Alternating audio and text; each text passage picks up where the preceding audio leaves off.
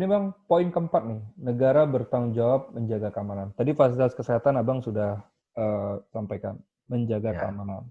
Apa nih Bang ya. kira-kira yang diturunkan? Ya, pentingnya menjaga keamanan karena begini, ini kan juga balik lagi jangan sampai ada yang mengambil atau mengail di air Air keruh crew. atau mengambil kesempatan di mana orang lagi kesusahan gitu ya.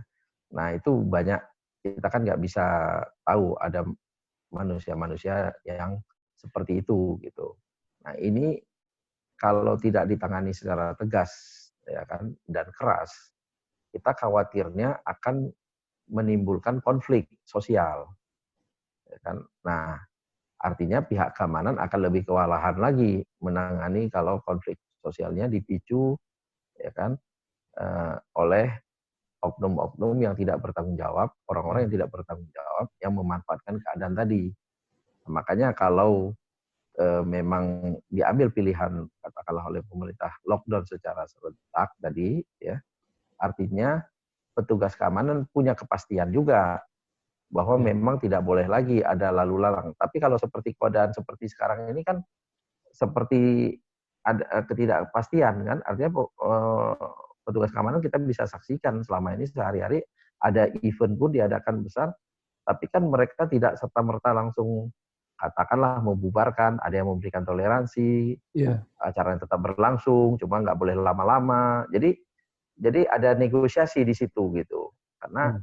itu tadi ketidakpastian itu dialami oleh petugas keamanan. Tapi kalau memang dilakukan lockdown secara serentak, aturannya dibikin jelas, petugas keamanan tinggal menjalankan saja. Tujuannya apa? Itu tadi jangan sampai terjadi chaos karena apa namanya? Ini pasti akan ada yang mengambil kesempatan. Pasti. Ditambah lagi dengan tidak tersediaan misalnya makanan pokok tadi. Makanya sebelum lockdown itu harus dipastikan dulu. Banyak Kalau pemicu enggak jadinya kasihan malah. nanti. Khususnya pemicuannya tambah Kalau enggak banyak. kasihan nanti petugas keamanannya karena terlalu banyak masalah gitu kan. Iya, iya, iya. Masalah tidak tersedia bahan pokok, masalah apa. Kalau perlu setiap daerah itu harus ada crisis center. Crisis center itu tidak hanya kesehatan, tapi juga terhadap makanan, supply Iya. chain, terhadap logistik itu harus disiapkan. Nah, kita kan punya Bulog itu, tugas Bulog itu kan untuk menyiapkan 9 bahan pokok itu. Nah, Hmm. itulah Bulog itu dirubah aja sebagai apa katakanlah crisis center. Jadi Tanda setiap kutip ada ya, warga sementara yang crisis center. ya tanda kutip sementara ya kalau ada warga yang kurang makanan itu Ke langsung sana deh. disuplai harus segera gitu. Jadi jangan sampai itu jadi pemicu ya kan melebar kemana-mana sehingga akhirnya terjadi chaos ya kan petugas keamanan jumlahnya juga kan terbatas kan mengurusin masalah yang harusnya tidak jadi masalah kan repot juga gitu. Iya, Nah, iya. makanya kenapa warga juga butuh jaminan keamanan. Jangan sampai juga nanti ada orang miskin, dia merasa tidak diperhatikan oleh pemerintah, dia cemburu kepada orang kaya yang tetangganya, akhirnya tetangganya dijarah sama dia gitu. Ya kan, Iya, nah, iya. itu kan jadi konflik sosial gitu.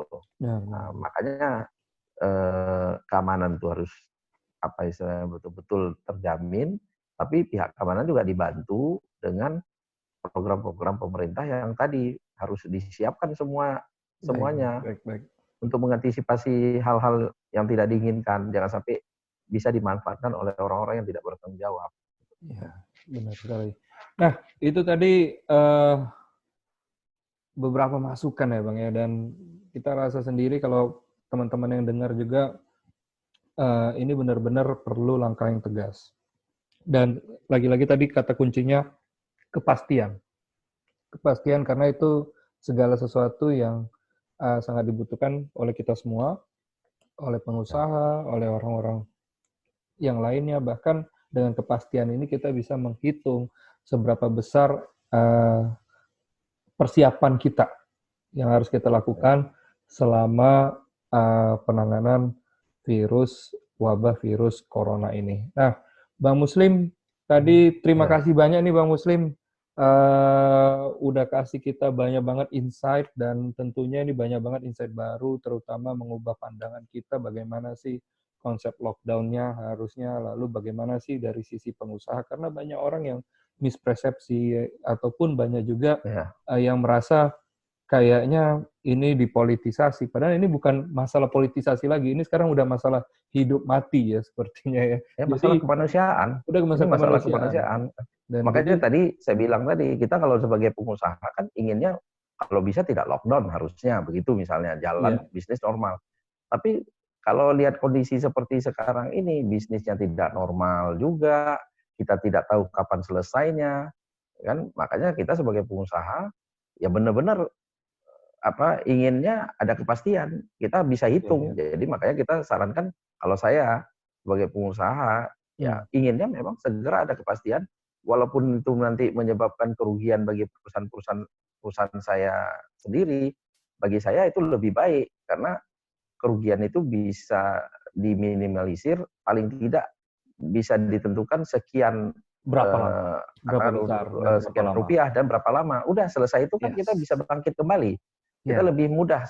Jadi benar seperti Presiden Ghana bilang, benar. itu bisa bangkit lagi kita dengan kita masih hidup, masih normal, kita istilahnya kesehatan kita tidak terganggu. Tapi kalau kita sudah tidak sehat, kita juga udah tidak jelas hidup mati kita, buru-buru kita mikirkan ekonomi lagi. Gitu. Iya, benar. Nah, mudah-mudahan ini percakapan kita kali ini Bang banyak menginspirasi dan bisa digunakan sebagai rujukan terutama bagi pemerintah dan pihak-pihak yang berkaitan, dan tentunya teman-teman di Hey sendiri yang menjalankan bisnisnya, kita doakan sebagai bisnisnya tetap terus bisa Amin. bertahan, tidak ada yang MPP ya, karena makin banyak yang MPP makin banyak masalah-masalah yang beruntun di belakangnya, dan jangan sampai ke masalah sosial. Tadi Bang Muslim juga sempat sampaikan beberapa sektor-sektor ya gimana cara menanganinya supaya tetap bisa bertahan. Dan Bang Muslim, kita terima kasih banyak atas kesempatannya diskusi kali ini. Kita tunggu-tunggu pertanyaan yang ada dari teman-teman sekalian yang nonton di video ini. Silakan komen, nanti kami akan baca, sortir, dan jika ada pertanyaan-pertanyaan yang rasanya masih belum terjawab dalam video ini, monggo silakan, saran juga boleh, kita akan baca dan kita akan respon sesegera mungkin. Dan Bang Muslim sebagai pengusaha nasional yang kita undang di sini, pengusaha nasional kalau kita bilangnya, karena nasional dari sekian banyak, kayaknya banyak banget ya runtutan usaha ya Bang ya, dari kimia ya, tadi sempat cerita tentang properti dan juga pangan tadi, sawah ya. Sawah ini rencananya mau sampai berapa hektar Bang ini? Niatnya nih Bang untuk ngebantu kita ini, masyarakat ini. Ya kan kalau yang udah kita cetak itu sekitar 3 tahun, 2 tahun yang lalu itu kan sekitar 30 hektar. Sekarang kan udah sampai 50 hektar. Ya intinya kalau bisa sampai istilahnya lebih banyak lebih baik gitu. Jadi Iya, kita iya. memang sudah punya program, setiap ada tanah atau lahan yang memang bisa kita jadikan pertanian, katakanlah tadi sawah, kita akan usahakan. Saya kebetulan ini lagi merintis, kemarin kan kita sendiri tidak punya partner ya. Kita ada lahan 80 hektar, kita mau totalkan 80 hektar ini kalau bisa seluruhnya, ya minimal sebagian besarnya ya mungkin jadi 60-70 hektar itu untuk sawah, ya sisanya baru nanti apakah yang tidak mungkin jadi sawah jadi buah-buahan ya Iya, atau iya. yang lain-lain. Tapi kalau di luar itu kebetulan saya ada ketemu katakanlah partner yang mengajak bersama-sama kita mau sampai ratusan hektar lah katakanlah untuk Wah, menggarap. Bahkan ini mungkin bukan milik kita lagi kalau yang ratusan hektar atau apa, kita lihat nanti daerah-daerah yang sangat potensial, kita akan support di manajemennya dan digarap pembiayaannya. bersama-sama oleh masyarakat dan Iya, juga, dan iya. itu Kita pun yang saya kembangkan yang 50 hektar ini pun begitu sudah jadi sawah kita serahkan juga kepada masyarakat, kita bicaranya bagi hasil gitu. wah itu Jadi nggak kita garap sendiri gitu. win-win Karena solution, win-win ya solution. karena kemampuannya kan alhamdulillah kalau rata-rata masyarakat kita ini mampunya kan menggarap sawah itu sekitar 1/4 hektar sampai 1/2 hektar. Jadi kalau kita katakanlah 50 hektar, itu bisa 1 hektar itu bisa 4 kepala keluarga ya, berarti 4 kali 4 kali 50 ya 200. alhamdulillah sampai 200 kepala keluarga lah. Nah, Iya, dari sawah yang sudah kita cetak itu gitu. Jadi iya. ya Justrunya harusnya itu concern ya, tadi masukan dari Abang harusnya memang betul-betul ini pelajaran buat kita kasus corona kali ini dan bisa mengubah tatanan bagaimana kita menganggarkan APBN di berikutnya, di masa-masa Iya. berikutnya. Jadi walaupun saya berjuang atau memulai usaha dengan bahan kimia sejak 20 tahun yang lalu, ya dengan alat-alat mechanical, electrical dan yang lain-lain gitu ya. Tapi selama katakanlah 7 tahun, 5 tahun terakhir ini, saya lebih concern ke pertanian gitu. Karena Iya, bagi saya pertanian ini tulang punggung kita sebenarnya. Inilah yang backbone kita atau prioritas yang kita lupakan selama ini gitu. Walaupun iya. ini bukan bidang saya, tapi kita merasa terpanggil. Kalau enggak kita siapa lagi gitu ya, yang Waduh. memikirkan kita apa itu. Jangan kita berharap negara asing atau orang luar yang Iya. memikirkan urusan pertanian kita Tapi gitu. kabarnya kalau urusan ayam bukan kita yang megang, Bang. Kabar gosipnya sih. Ya, memang iya, benar, benar, benar. Itu ada 2 perusahaan yang bisa dibilang duopoli lah di Indonesia ini, dan 2 Iya. perusahaan itu juga dua-dua sayangnya bukan perusahaan nasional gitu. Aduh, Jadi sayang ya sekali. kita jadi penonton lah di Iya, sini dengan jadi konsumen gitu. Nah, iya. itulah tragisnya kita ya, karena kita memang tidak memprioritaskan kebutuhan pokok kita gitu.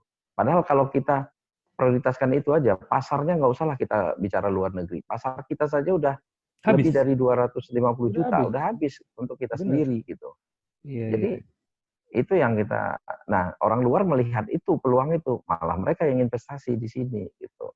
Iya, iya. Nah, jadi kalau saya sangat mengharapkan, saya siap kalau pemerintah mau membina pengusaha nasional atau pengusaha lokal Hmm. yang untuk dibesarkan gitu ya. Saya siap bantu pemerintah gitu, karena bagaimanapun kita harus ada perusahaan-perusahaan nasional yang leading di dalam hal kebutuhan dasar rakyat kita Oke, gitu. betul. Karena kalau nggak leading kita dikuasai oleh asing gitu. Nah, Iya, syukur-syukur nanti perusahaan kita sudah leading di dalam negeri, kita jadi bisa bisa perusahaan expand. jadi multinasional, expand keluar gitu. Betul. Nah, ini yang kita sangat mengharapkan dari pemerintah sebenarnya, eee, yang ini sangat prioritas gitu ya. Kita punya lahan yang sangat banyak, sangat luas gitu kan. Kita tidak manfaatkan untuk sebesar-besarnya katakanlah kemakmuran rakyat, kita kan sayang, ya Benar. kan. Saya ingin sama-sama dengan pemerintah lah katakanlah gitu ya, siap kita, mulai lagi ya kan. Kenapa saya masuk ke properti juga karena panggilan juga, bukan karena dari sisi bisnis. Kalau dari sisi bisnis menurut saya jauh lebih menguntungkan bisnis saya yang selama ini saya jalani daripada properti. Tapi karena saya berpikir ini kebutuhan dasar manusia, ya. Hmm. Saya masih ingat dulu kita sekolah dulu kan ada namanya sandang, papan, pangan gitu ya. Iya. Ya pangan, papan, sandang. Itu kan artinya pangan di luar, itu kebutuhan pokok tadi, Hmm. itu harus kita siapkan, prioritaskan. Kemudian papan dalam hal ini rumah, kita siapkan. Baru kita bicara sandang, pakaian tadi gitu. Iya. Nah, Betul. kalau 3 hal pokok ini kita mandiri, insya Allah kita negara Hmm. maju. Kita bisa bisa Iya. bisa jadi negara Kita maju. ditekan virus seperti ini juga kita cepat naiknya dan cepat Ya, pulihnya. ya tidak tidak begitu masalah lagi. Makanya saya orang bertanya ngapain dulu sekolah sampai ke ITB segala macam, ngambil jurusan teknik kimia, jualan gitu. Ujung-ujungnya ke sawah juga, ke kebun juga gitu kan. Ya saya berpikir ya kalau enggak kita selamatkan katakanlah negara kita dengan cara kita mencetak sawah sebanyak-banyaknya, ya untuk apa ya kan? Kebetulan kita dikasih rezeki itu ya memang untuk bisa bermanfaat bagi orang lain gitu, Iya, ya kan. Saya betul. terjun ke properti juga salah satunya juga karena itu juga panggilan bahwa ini kebutuhan dasar manusia gitu, kebutuhan dasar Iya. masyarakat kita. Ini juga kita ada kontribusinya, walaupun kita mengalami kesulitan pasti kan dengan kondisi Oke. seperti ini gitu kan. Ini properti Ya, terdampak sekali ya, Bang, ya? ya sangat terdampak karena sebelum virus corona pun sudah Sudah down kita ya? bisa dibilang turun, lesu kita kan. Iya, iya. Tapi ya dulu kita menjual di atas 400 juta itu gampang. Sekarang di atas berapa ya, 300 300 pun saja udah sulit ya, susah. Bang? Udah Iya. sulit itu di atas 300 juta. Kalau dulu jual di atas 500 gampang. Hmm, Habis itu susah, kita turunkan jadi 400. Sekarang 400. turunkan lagi 300, udah susah gitu.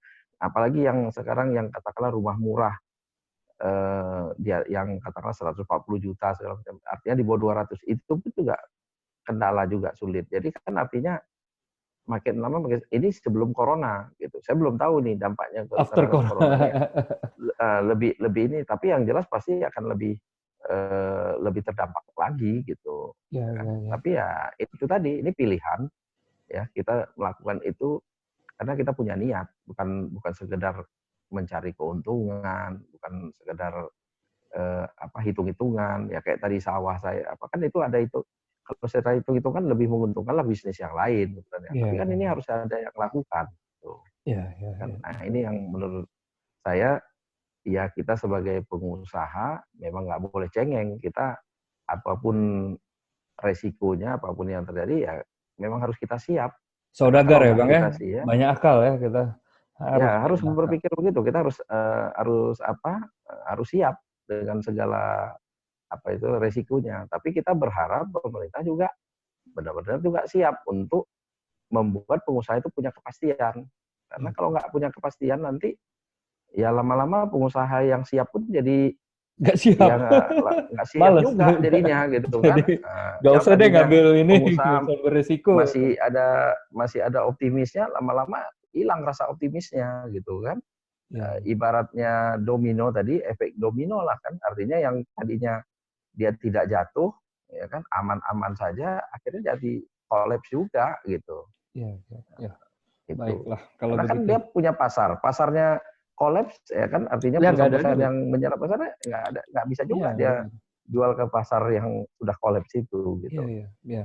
Itulah yang Bang ya. terjadi ya. Mudah-mudahan lah Mudah-mudahan dengan acara kita ini bisa bisa didengar oleh menginspirasi lah, bisa ada pemerintah, oleh masukan. stakeholder semua, ya mereka masukan.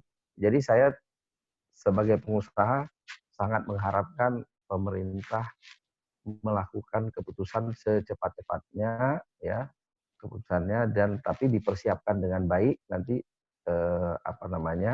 keputusan itu yang dalam hal ini kalau bisa saya katakan lebih bagus pemerintah mengambil keputusan yang pahit sekali, yang katakanlah eh, biayanya cukup tinggi gitu ya, dengan melakukan lockdown serentak seluruh Indonesia, jangan parsial, karena parsial ini tidak menyelesaikan masalah ya. Dan setelah itu kita bangkit bersama-sama. Ya kan? Kita Ya, bisa lagi amin. bangkit bersama-sama Bangkit lagi seperti kita yang sebelum virus corona ini merebak. Gitu. dan Itu mudah-mudahan bisa lebih baik harapan kalau saya. langkahnya tepat. Ya, Baik, insya amin. Allah. Terima kasih Bang Muslim, semoga sehat-sehat selalu. Jangan kapok-kapok buat sharing-sharing ilmu dari kita ke kita ini yang masih muda-muda ini, dan teman-teman yang nonton silakan kasih pertanyaan, kasih saran, dan semoga lewat acara ini teman-teman banyak terbantu dan kita sangat senang sekali berbagi ilmu dan bahkan berbagi informasi-informasi terbaru terkait seputar bisnis. Itu saja Hey Business Talk kali ini. Sampai jumpa dan sehat selalu, tetap produktif. Assalamualaikum Yo, tetap warahmatullahi optimis. wabarakatuh. Tetap optimis. Waalaikumsalam warahmatullahi wabarakatuh.